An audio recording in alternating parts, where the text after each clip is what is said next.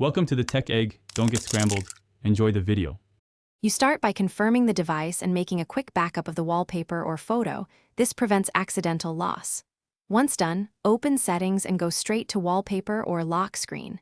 You'll see the current image. Tap it. Make sure you have permission to edit wallpapers. If not, unlock or authenticate now. Then choose the Remove or Change option or select a built-in default. This first step gets you out of the way quickly and prepares for the deeper changes ahead. Now you execute the core steps. On Android, use Settings right arrow Wallpaper or open the gallery, choose the photo, tap Set As and select Lock Screen, then pick Remove or a default image. On iPhone, go to Settings right arrow Wallpaper, tap the current wallpaper and remove it or set a still/default option. Make sure apps like Gallery or Photos have permission to change system settings.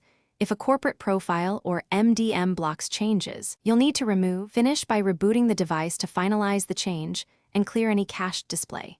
If the lock screen image remains, clear the wallpaper app's cache or storage and repeat the removal. On Android, this is Settings right arrow apps right arrow wallpaper right arrow storage right arrow clear cache.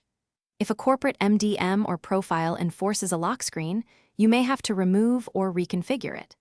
Make sure the OS is up to date. If problems persist, one key troubleshooting tip is to remove the profile or content. Thanks for watching. Consider subscribing if I helped unscramble your problems.